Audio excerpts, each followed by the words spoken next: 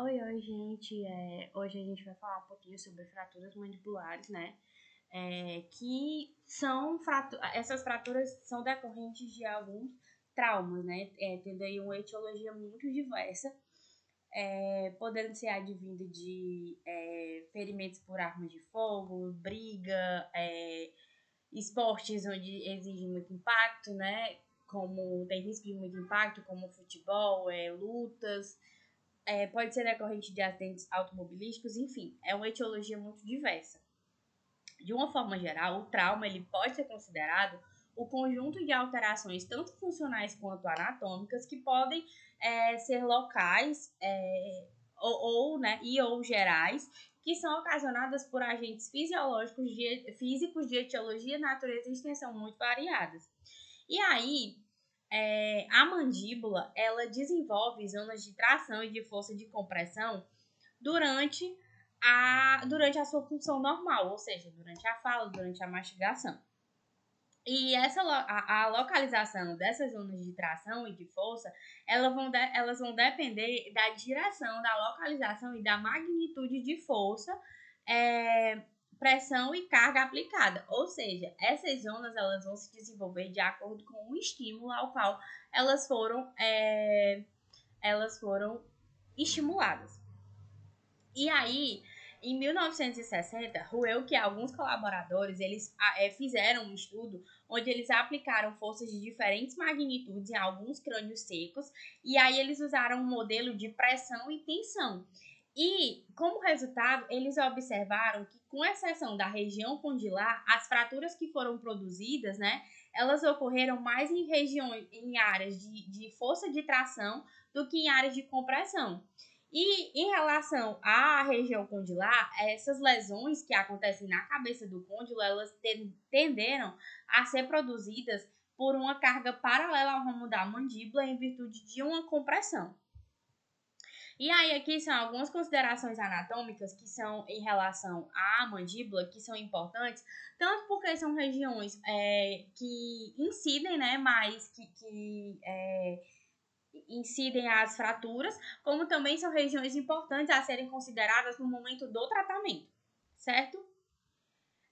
Como características clínicas, né, no geral, os pacientes vão apresentar edema, dor, equimose, má oclusão, parestesia do nervo alveolar inferior, limitações e desvios de abertura bucal, crepitação, imobilidade da palpação, assimetria facial e disfagia. Como características imaginológicas, no geral, é possível observar diastases ósseas, solução de continuidade das corticais, desnível oclusal e cavalgamento, perdão, tá errado aqui, cavalgamento dos cotos fraturados. E aí, quando se faz o diagnóstico desses pacientes, é importante fazer uma avaliação da oclusão dos pacientes. Eu não coloquei aqui não, mas eu vou citar para vocês. Fazer uma avaliação da oclusão dos pacientes, fazer uma palpação dos contornos faciais, né, para observar se tem algum desnível, alguma região onde está diferente, né, do lado oposto. Fazer essa manipulação de forma bimanual da mandíbula para ver se tem a mobilidade de fratura, avaliação de simetria, desvio da abertura da boca, né? E aí é muito importante fazer a avaliação não só clínica, mas também a avaliação radiográfica. E essa avaliação radiográfica é importante fazer a solicitação de exames em 2 planos, né?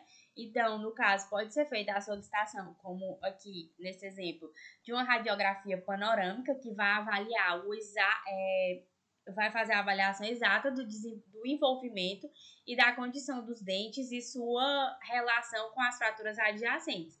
No entanto, somente a radiografia periapical ela não é suficiente, ela tem que ser combinada com outros tipos de exames de imagem, como uma tomada de Townes reversa ou uma PA para conseguir uma segunda imagem dimensional, né? Que aí você vai conseguir fazer uma avaliação mais completa dos côndilos mandibulares. Outra alternativa também muito importante, né, muito satisfatória no caso, é a tomografia computadorizada, porque aí você vai ter uma avaliação mais completa das lesões, porque trata-se de uma visão, né, tridimensional das fraturas, e ela deve ser usada, tipo, principalmente em casos onde tem uma lesão de alta energia ou de diminuição muito grave. E aí, as fraturas, elas podem ser favoráveis ou desfavoráveis. Uma fratura favorável, ela não complica o quadro da fratura. Por quê? Porque ela não vai favorecer os desvios e os deslocamentos, vai evitar o cavalgamento e as impacções. E a fratura é contrária à inserção do músculo. Então, aqui, o músculo tá trabalhando desse jeito aqui, certo? Abre, fecha, abre, fecha, abre, fecha. Como a fratura ela é assim, então, no caso, o músculo está trabalhando a fratura está contra o trabalho do músculo. Então, esse músculo acaba sustentando essa fratura aqui. Diferente de uma fratura desfavorável, onde eu tenho a musculatura na mesma direção da fratura. E aí, quando esse músculo aqui trabalha, ele acaba elevando essa região da mandíbula e causando esse desnível aqui, exatamente na região da fratura. Então, as fraturas desfavoráveis, elas vão facilitar o deslizamento do fragmento menor sobre o fragmento maior, levando a um distanciamento entre eles e o deslocamento. E a fratura, como eu falei, né, é na mesma direção da inserção do músculo. E aí, aqui para vocês, alguns tipos de fraturas, né? Existem as fraturas em galho verde, que são fraturas incompletas, que vão levar a uma flexibilidade de osso, no entanto, uma mobilidade mínima. Existem as fraturas cominutivas, que elas são fraturas... Perdão, só beber uma água.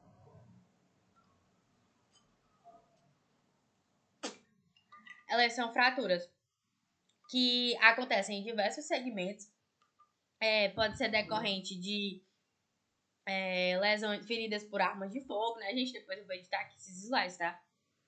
Vou corrigir para vocês e mando no grupo. Ferimentos por objetos penetrantes, traumas de alto impacto e etc. Existem as fraturas simples, que elas acontecem uma completa transecção, né? Mínima fragmentação da região. Existem as fraturas compostas, onde você vai ter uma comunicação das margens do osso fraturado com o meio externo. Existem as fraturas de côndilo, que elas vão ser subdivididas, né?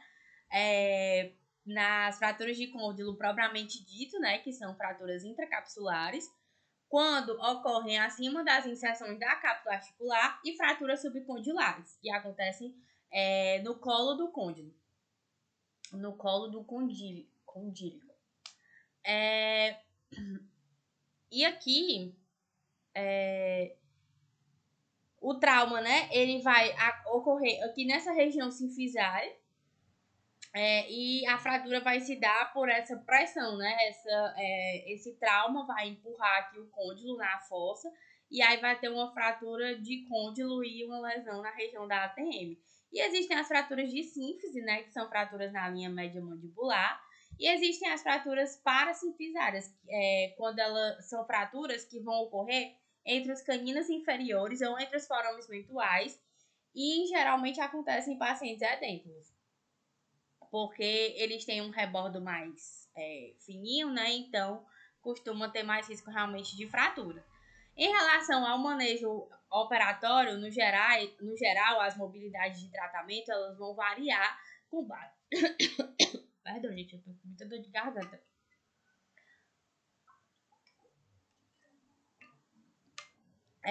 A mobilidade do tratamento ela vai variar com base na localização da fratura, da energia da fratura e da existência ou não de um potencial para compartilhamento dessa carga. Aí existem alguns tipos, né, de tratamento, que no caso, no geral, seria uma fixação interdental, que aí entra as barras. No livro tem barra de arco, mas também são as barras de aço, né? Aí amarrias dentais ou parafusos para amarrias interdentais sem fixação intermaxilar, e aqui a gente vai chamar elas de FIM. A abordagem pode ser aberta ou fechada, transversal ou transcervical.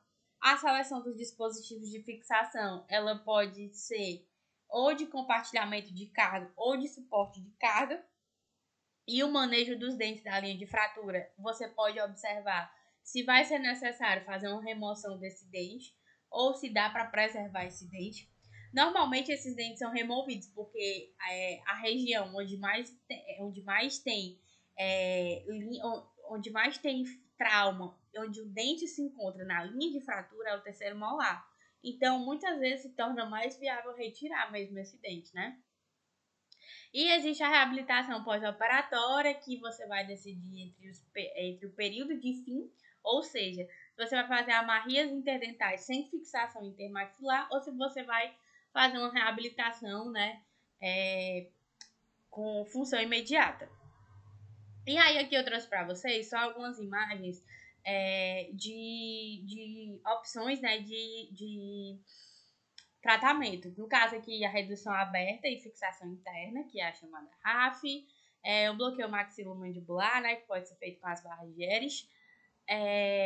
Aqui são dos slides, tá, do semestre passado, das nossas aulas. Então, eu achei importante colocar aqui para vocês, até porque eu não estava encontrando imagens tão boas. E aí, eu coloquei aqui dos slides do semestre passado. Opções de osteossíntese, fixadores externos, fraturas de sínfise, né, onde pode usar esses leg screws, fixadores internos, fraturas de mandíbulas atróficas, onde pode ser utilizada essas placas. E aí, nesse manejo das mandíbulas atróficas, é importante observar que as forças musculares inseridas, muitas vezes elas vão causar um deslocamento significativo. E aí os pacientes são incapazes de usar dentaduras, né? E acaba tendo a dor e a disfunção mastigatória associada. O potencial de reparação da fratura vai ser prejudicado, né? Porque nessa região tem pouca irrigação sanguínea, tem uma área superficial intensamente diminuída, que não possibilita uma capacidade de compartilhamento de carga. E aí o tratamento atualmente é realizado por meio de uma incisão submentoniana, né, a exposição da porção óssea. Os segmentos fraturados são reduzidos e estabilizados temporariamente com mini placas. E aí a ordem de tratamento basicamente vai ser, né, primeiro a redução anatômica, depois a estabilização temporária, a fixação interna rígida com suporte de carga e muitas vezes é necessário fazer até mesmo enxertos, né, para você ter mais suporte ósseo para essas mandíbulas dêntulas. E aí, quando existe um dente no traço de fratura, né, existe uma diminuição da resistência, então aquela área ela fica mais suscetível. Eu não sei se vocês lembram, mas lá na minha aula de dentes inclusos, né, inclusive eu falei que, quando eu falei sobre as indicações, né, pacientes que praticam esporte, onde tem um alto risco de impacção, né, como futebol, ou até mesmo lutas, né, onde recebe realmente ali impactos que podem vir na região do rosto, é uma indicação muito grande esses pacientes retirarem os terceiros molares, exatamente porque fragiliza mais, né, a região da mandíbula, podendo levar, é mais comum o paciente tendo os terceiros molares, ele tem uma fratura na mandíbula. Então, os terceiros molares, eles aumentam o risco de incidência das fraturas em até 3 vezes. Quanto maior o grau de impacção, maior o risco de uma fratura mandibular, e é necessário apenas 60% da força para uma fratura de mandíbula com o terceiro molar impactado do que uma mandíbula que não tem um terceiro molar. E aí, como consideração final, né, as fraturas de mandíbula, elas apresentam uma prevalência relativamente alta no trauma de face, e é fundamental o correto diagnóstico e classificação para poder eleger uma conduta terapêutica eficaz no tratamento. Aqui eu coloquei só para vocês, aqui explicando o que é a osteossíntese, né, que é uma contenção de osso, que é aqui relacionada ao manejo, o manejo operatório, que é uma contenção de osso, a odontossíntese, que é uma contenção dos dentes, e a leg screw, que é uma fixação interna rígida através de parafusos, que são usados aqui nessas fraturas de síntese, ó. So, leg screw, certo? Os livros que eu usei, né, foram esses dois, o Peterson e esse aqui também, do Prado.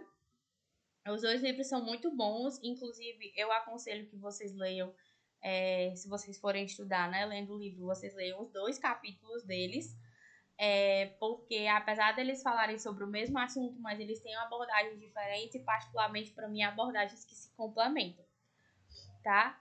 Muito obrigada pela atenção de vocês. Qualquer coisa eu estou disponível, tá? para tirar as dúvidas. Beijo e até a próxima.